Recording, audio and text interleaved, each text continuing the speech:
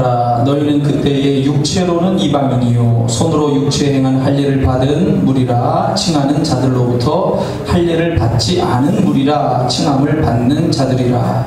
그때에 너희는 그리스도 밖에 있었고 이스라엘 나라 밖의 사람이라 약속의 언약들에 대하여는 외인이요 세상에서 소망이 없고 하나님도 없는 자이더니 이제는 전에 멀리 있던 너희가 그리스도 예수 안에서 그리스도의 피로 가까워졌느니라. 그는 우리의 화평이신지라 둘로 하나를 만드사 원수된 것 곧 중간에 막힌 담을 자기 육체로 허시고 법조문으로 된 계명의 율법을 폐하셨으니 이는 이 둘로 자기 안에서 한 세 사람을 지어 화평하게 하시고 또 십자가로 이 둘을 한 몸으로 하나님과 화목하게 하려 하심이라.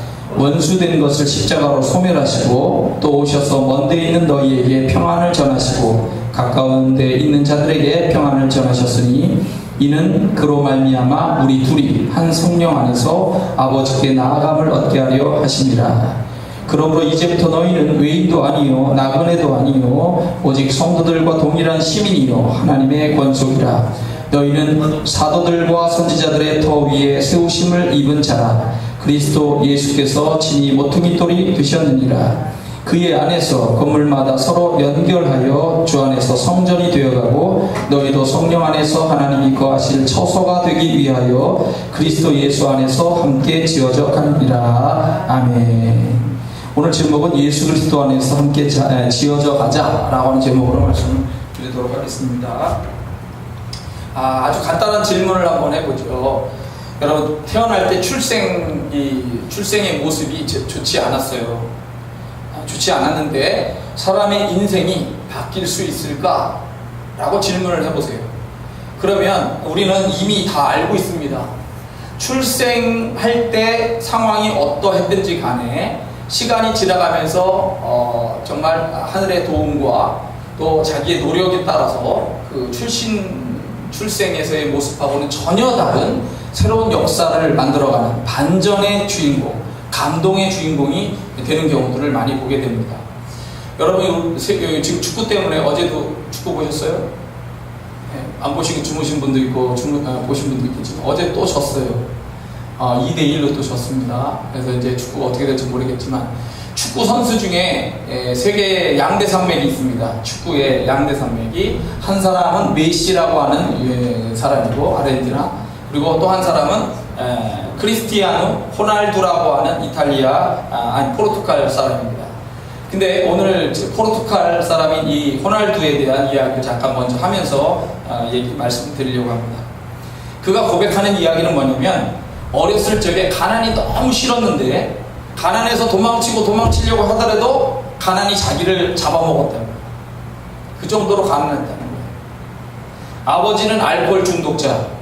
아버지가 술을 마시면 나는 너무 두려웠다. 왜냐하면 이제 폭행을 행하니까. 형은 마약 중독자. 약에 취해서 삶에 의욕도 없는 형을 봅니다. 가난한 우리 가족을 먹여 살리는 것은 청소부 일을 하는 어머니. 근데 그 청소부 일을 하는 어머니가 나는 너무 부끄러웠다는 거예요. 어느 날 빈민가 놀이터에서 혼자 헛장난을 치던 나에게 보인 것이 멀리서 축구를 하는 동네 친구들입니다. 근데 이 친구들마저 내가 가난하다는 이유 때문에 축구에 껴주지를 않았던 거예요. 소외된 거예요. 근데도 물론 원망은 안 했어요. 근데 우연히 아이들이 공을 차다가 이 아이 호날두에게 공이 왔고 처음으로 태어나서 공을 뻥 찼는데 희열이 느껴지는 거예요. 야, 뭔가 뻥 차면서 희열이 생기고 어머니한테 달려갔죠. 어머니, 저도 축구를 하고 싶어요. 축구팀에 보내주세요. 철없는 아들의 부탁을 받고 어머니는 당황하죠. 이 형편이 어려운데 이 비싼 축구를 어떻게 공부시키나. 그래서 어머니가 여하튼 아들의 꿈을 위해서 포기하지 않고 노력해가지고 아주 저렴한 곳에 팀하고 연결해가지고 이렇게 축구 공부를 할 수 있게 해줬는데 가난하다는 이유 때문에 패스를 안 해줘요. 거기서도 왕따를 또 당합니다. 그래서 조명이 꺼지고 난 다음에 모두가 돌아갔는데 그때 혼자 남아서 축구공을 닦으면서 자기 스스로 훈련을 하기 시작한 거예요. 낡은 축구화를 수선하면서 축구를 하던 이 호날두가 어느 날 하늘이 무너지는 소리를 또 듣게 됩니다. 정상인보다 심장이 2배나 빨리 뛴다는 거예요. 이 질병입니다. 그래서 운동선수를 하면 안 된다라고 하는 청천벽력의 이야기를 들었어요. 근데 다행히 만약에 이게 수술을 하게 되면 재활치료를 잘해서 하면 정상인만큼은 안 되지만 그래도 많이 호전되게 살 수가 있다, 이런 얘기를 했는데 집안이 너무 가난하니까 이 값비싼 수술비를 어떻게 되냐고. 근데 이 아이가 이런 질병에 있다는 것을 이제 알고서 아버지와 형이 정신을 차린 거야. 그래서 수술 비용을 마련해보자 해가지고 취직을 해가지고 열심히 해서 1년 만에 그 가족들이 모은 돈으로 수술을 했고 수술이 성공적으로 끝나게 됐습니다. 그리고 재활을 하게 됐고 재활을 마치고 난 다음에 축구에 더욱더 열심히 강도를 높여서 했습니다. 동료들이 나에게 패스를 안 해준다고 하더라도 나는 정말 행복하다 라고 하는 이런 마음을 가지고 열심히 공을 연습을 했어요. 그리고 시간이 흐른 다음에 드디어 그라운드에 데뷔를 하게 됩니다. 데뷔전을 뛰게 됐습니다. 수많은 관중들이 있고 서포터즈들이 있고 스포츠 기자들이 있고 유명한 축구팀의 스카우터들이 와가지고 축구를 구경을 하게 되는데 자기가 바랐던 그 축구장에서 나는 정말 죽을 각오를 가지고서 정말 뛰어야 되겠다, 심장이 터져 죽어도 좋다 라고 하는 생각을 가지고 뛰었어요.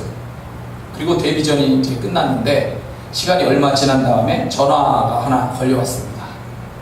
나는 다른 리그 팀의 축구팀 감독이다. 너를 이적시키고 싶다. 온몸에 소름이 돋죠. 전율이 생긴 겁니다. 그 구단이 누구냐면 세계 최고의 구단, 우리가 알고 있는 박지성도 있었던 맨체스터 유나이티드, 영국의 명문 팀이었어요.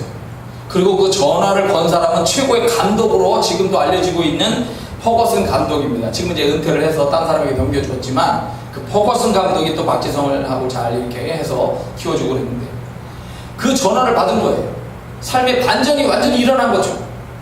통화를 끝나자마자 어머니한테 전화를 했어요. 어머니 막 했는데 눈물이 너무 많이 나오고 말도 못하는 거예요. 어머니 더 이상 청소부 일을 하지 않아도 돼요.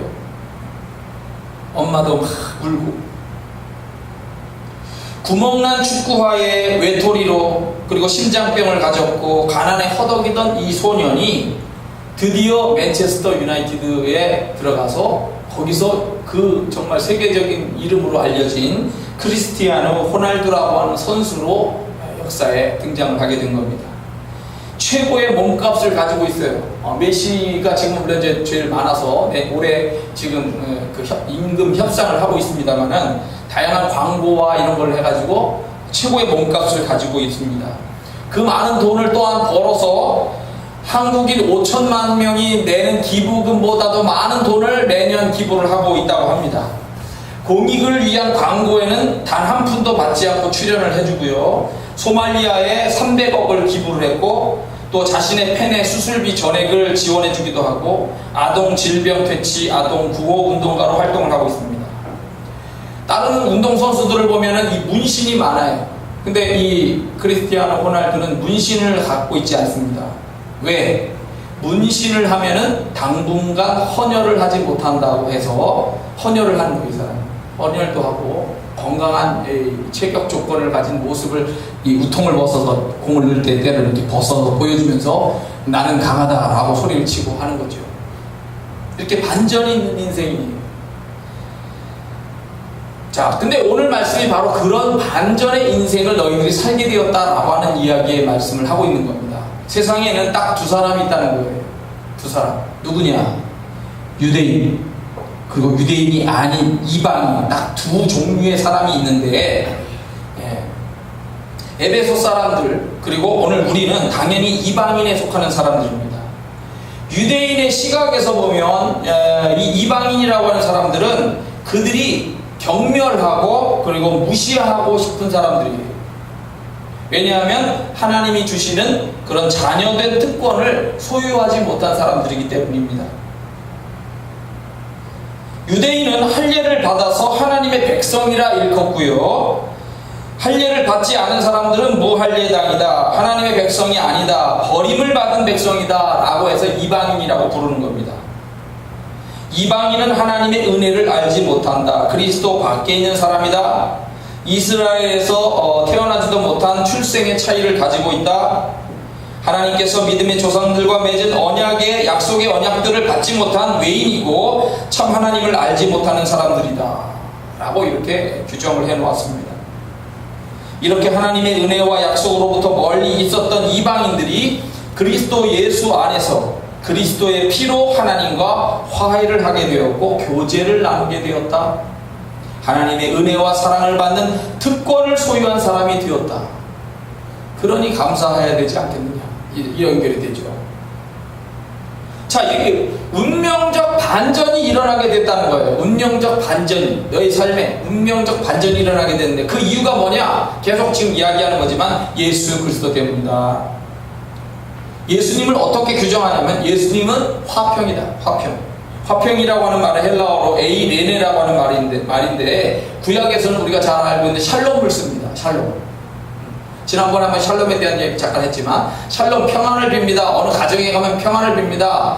이렇게 하지만 그냥 단순하게 평안하게 살아라 이런 얘기가 아니고 이게 인생 전체를 얘기하는 거예요. 네가 복을 받아서 잘 되고 그리고 건강하고 행복하게 살아라는 이 모든 말을 다 포함하는 단어가 이 샬롬이라는 단어고 또 이 에이레네라고 하는 화평이라고 하는 단어로 사용되는데 예수 그리스도는 화평이시다. 하나님과 우리 사이에 이 갈라진 것을 화평하게 만들어 주었다. 그리고 유대인과 이방인 사이에 갈라진 이 틈바구니를 또한 메꾸어 주어서 그 적대적인 행위들을 중지시키는 분이다 라고 이렇게 표현하고 있는 겁니다. 성전에 가면은 우리는 지금 이제 이거를 성전이라고 부르지는 않아요. 지금 우리는 교회, 예배당이라고 하는 개념으로 부르게 됩니다. 옛날에는 성전이라고 하는 말로 부르게 되면은 성전은 유일성소였어요. 유일성전. 그러니까 다른 곳에 성전을 만들면 안 돼요. 다른 곳에서는 그냥 집회소예요. 집회소. 그래서 주로 회당, 동네의 어떤 모임 장소로서 활용을 하게 된 거고 성전은 이스라엘 예루살렘에 하나밖에 없는 거예요. 유일성소 개념이에요. 유일성소 거기에 가서 예배를 꼭 드려야 되는 거죠. 적어도 1년에 3번은 꼭 해야 된다는 거예요. 근데 성전에 가게 되면 우리가 이제 지성소에 대한 그림을 알고 있지만 이렇게 지성소를 다 담고 있는 성전을 그리면 맨 위에 법궤가 있는 지성소가 있죠. 하나님과 1년에 한 번씩만 대제사장과 만나게 되는 지성소. 그 다음에 성소가 있죠. 그리고 성소 외곽에 있는 이 뜰이 제사장의 뜰입니다. 그리고 그 바깥에 담이 쳐져 있고 그 바깥에 유대인 남자들만 들어가는 유대인 남자들의 그런 공간이 있고요. 마당이고요. 그 다음에 유대인 여자들이 이렇게 있는 여자들의 공간이 또 있고 이방인들은 그 바깥에 이방인의 뜰이 있는 거예요. 그럼 하나님과도 관계가 이 지성소와 성소와의 관계가 이게 휘장으로 막혀져 있었어요. 그리고 구약시대는 또 제사장 뜰에서 성소 안으로 들어갈 때도 또 휘장이 있었고 예수님 당시에는 그 헤롯 성전이 여기를 나무로 만들어서 이렇게 대문을 했다는 거죠. 성전에. 근데 보통 이제 담을 설정할 적에 담으로 옛날에 이제 얘기합니다. 옛날식으로 구약적인 개념으로 하면 담을 설정할 때 담이 그렇게 높은 건 아니에요. 보통 한 1.5m 정도? 요 정도 이렇게 막이로 이렇게 형성이 되어 있는 거죠. 그런데 중요한 것은 그 막을 함부로 통과하면 안 돼요. 왜냐면 율법적 규정으로 그렇게 해놨고 그 담을 함부로 뛰어넘으면 칼을 차고 있는 제사장이 죽여버려요. 이게 구분이 있는 거야. 하나님 앞에서도 너와 내가 다 구분이 있는 거야. 구분이. 그런데 이 하나님과의 관계, 너와 나와의 이런 모든 관계를 쉽게 얘기하면 휘장이 열려지면서 깨어버리셨다는 거예요. 하나님. 예수님으로 인해서. 그 너하고 나하고의 거리감, 이거를 예수님께서 허물고 열어버렸다. 우리에게 행복과 진정한 평안을 가져다 주시는 그러한 분이다 라고 이렇게 설명을 하고 있는 겁니다. 또 예수님은 율법의 문제를 해결해 주신 분으로 오늘 말씀에 얘기를 말씀하고 있습니다. 15절에 보면 의문에 속한 계명의 율법 이렇게 표현했어요. 이게 뭐냐면 우리가 율법은 세 가지가 있습니다. 율법은 아주 작게는 10계명을 율법이라고 얘기해요. 두 번째는 조금 크게는 모세오경, 창세기, 출애굽기, 레위기, 민수기, 신명기, 이 모세오경을 율법이라고 얘기해요. 또 더 크게 얘기해서는 구약 성경 전체를 율법이라고 얘기합니다. 그리고 많은 조항들이 있죠. 그 외에도.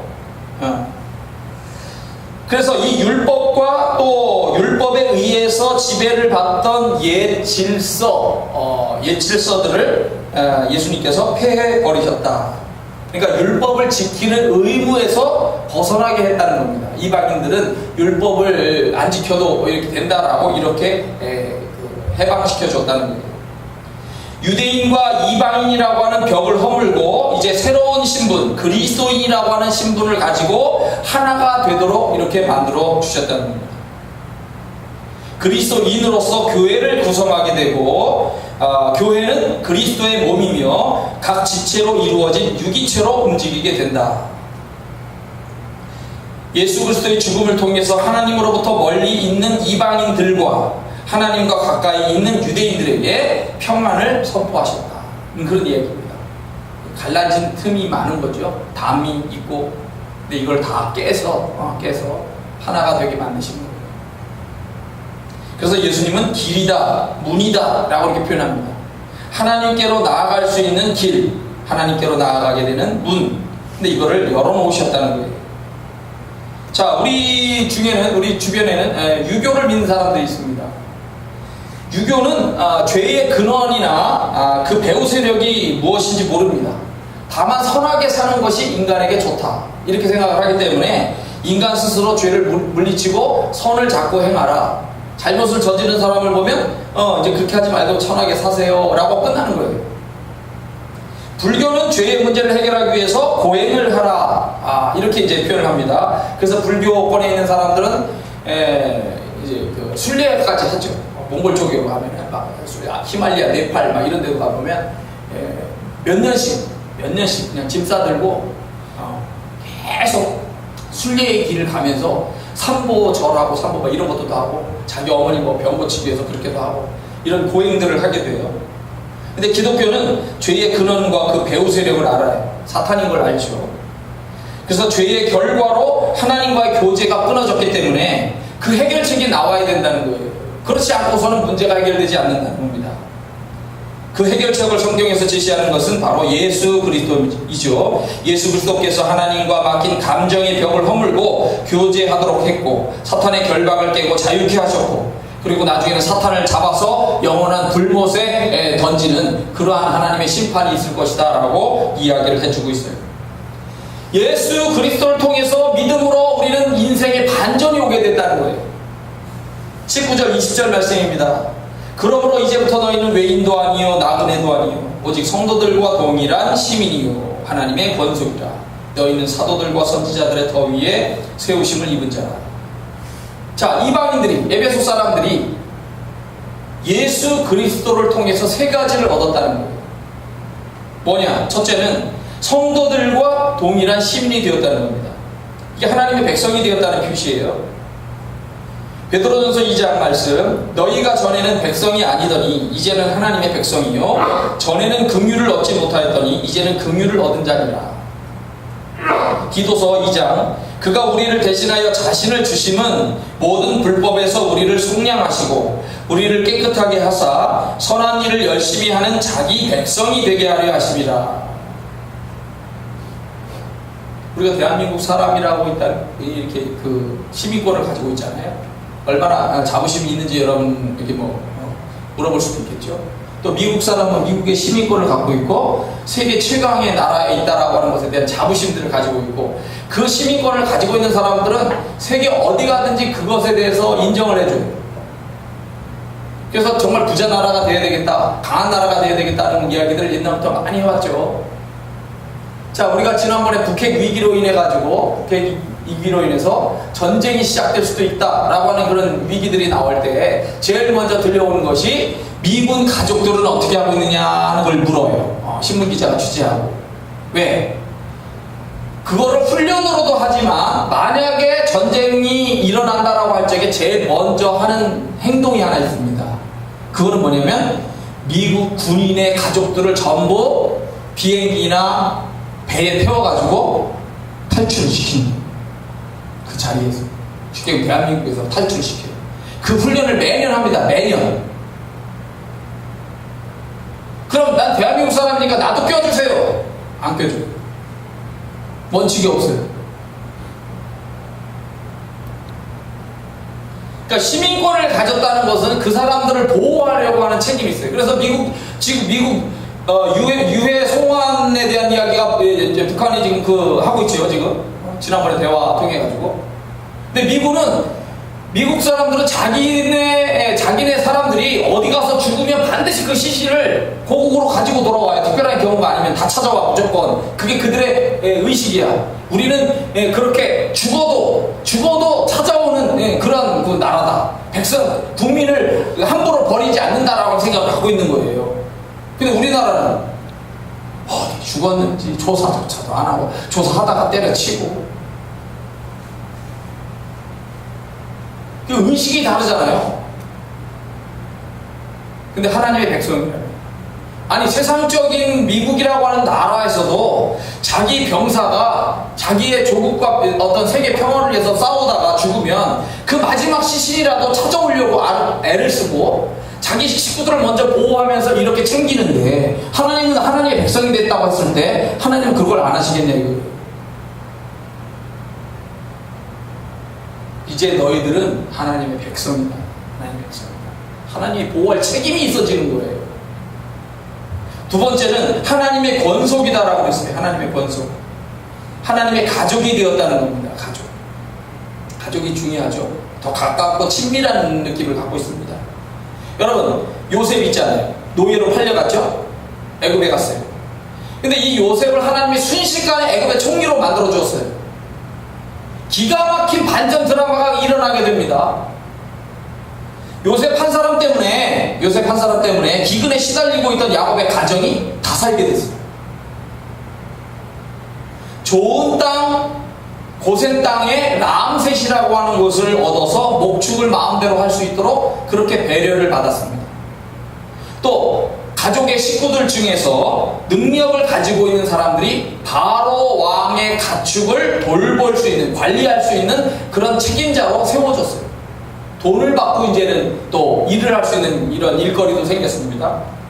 그리고 모든 가정에 요셉이 부족함이 없이 먹을 것을 주어서 봉양했어요. 받들어 모셨다는 거예요. 이게 가족인 겁니다. 이게 가족인 거예요. 한 사람 때문에 그 가족 전체가 살고 직장도 얻고 그리고 아주 좋은 곳에서 살 수 있게 되고 그리고 계속해서 많은 먹을 것으로 봉양을 받게 됐다는 거예요. 이게 요셉의 구원의 그 의미가 예수 그리스도하고도 연결이 되고, 물론 다윗도 연결이 되고 아브라함도 연결되는 거지만, 요셉을 통한 구원의 역사가 예수 그리스도와 연관되는 거고, 예수 그리스도 때문에 우리의 가족이 그렇게 행복하게 살 수 있는 그런 길이 열렸다는 거죠. 세 번째, 사도들과 선지자들의 더 위에 세우심을 입은 자다. 자, 사도들은 누굽니까? 예수님에 의해서 특별히 뽑혀서 세움받은 11명, 그리고 나중에 또 죽었지만 마띠아가 들어오면서 12명의 제자들을 사도들이라고 얘기하고요. 또 선지자들이 있죠. 예언을 하는 사람들, 하나님의 계시를 받고 선포하는 사람들, 이 사람들이 오순절날 성령의 역사가 임하면서 이제 교회가 탄생이 되도록 했습니다. 그들을 통해서, 사도들과 선지자들을 통해서 예수를 믿는 이방인들이 교회의 중요한 일원으로 이제는 인정되어졌다는 거예요. 교회에 너희들은 율법적으로는 너희들이 이렇게 바깥으로 내침을 받고 구분이 되어 있는 그런 관계였지만, 이제는 너희들이 같이 기꺼이 이 자리에 들어와서 하나가 되어서 같이 신앙생활을 할 수 있는 그런 길이 열려졌다는 거예요. 로마서 12장 5절, 이와 같이 우리 많은 사람이 그리스도 안에서 한 몸이 되어 서로 지체가 되었다. 고린도전서 12장, 너희는 그리스도의 몸이요 지체의 각 부분이라. 그래서 신앙생활을 할 적에 우리에게 꼭 필요한 게 있어요. 첫째, 특권의식. 하나님의 백성이 됐다는 거예요. 내가 하나님의 백성이 됐다. 하나님의 가족이 됐다. 또 내가 예수로 인해서 내 삶의 방향이 바뀌는 겁니다. 이 목적의식이 바뀌어야 돼요. 내 삶의 방향이 그전엔 내가 생각하는 인생만을 생각을 했지만 이제는 하나님과 연관하고 하나님의 영광을 위해서 내가 어떻게 살아갈 것인가, 어떻게 공부를 할 것인가, 어떤 직장에서 어떤 모습으로 내가 살아갈 것인가를 고민하게 되는 거예요. 삶의 방향이 바뀌는 목적의식. 그리고 함께 그리스도의 몸을 이루어서 이렇게 살아가는 지체의식, 연대의식 또는 공동체의식이라고도 얘기합니다. 이 지체의식들을 가지고 신앙생활을 하게 된다는 거예요. 근데 지체의식에서 중요한 게 그거죠. 지체로서 교회 안에서 만났는데 하나님의 은혜로 우리가 구원을 받긴 했어도 각자 다 단점이 있어. 그리고 죄와 허물을 또 갖고 살아요.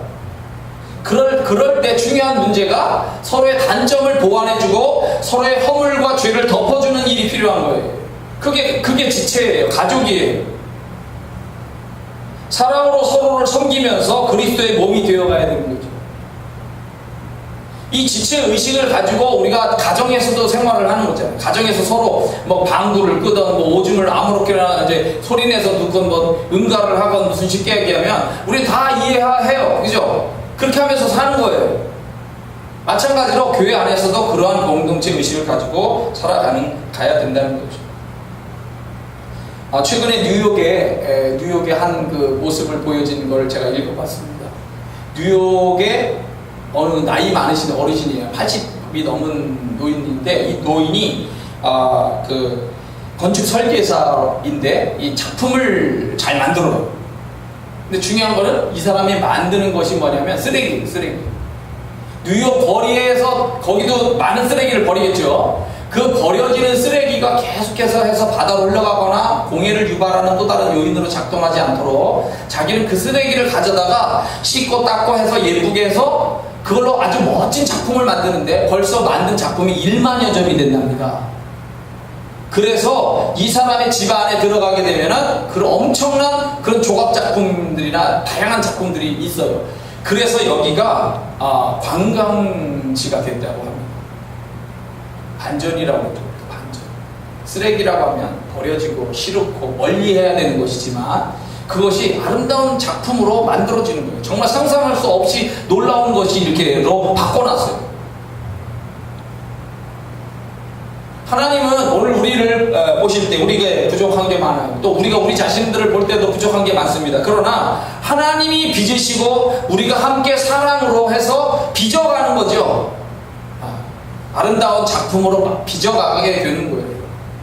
쓰레기도 바꾸는 이 사람의 모습처럼 쓰레기 같은 인간도 하나님 바꾸셔서 아름답게 만드실 수가 있는 거죠.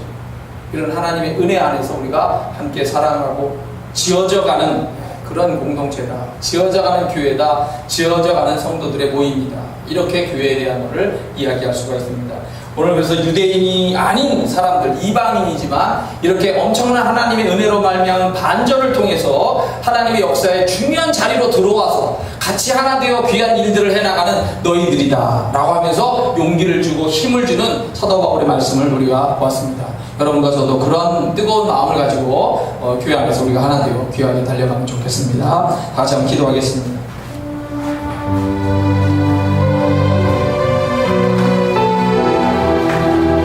예수 그리스도 안에서 함께 지어져가는 귀한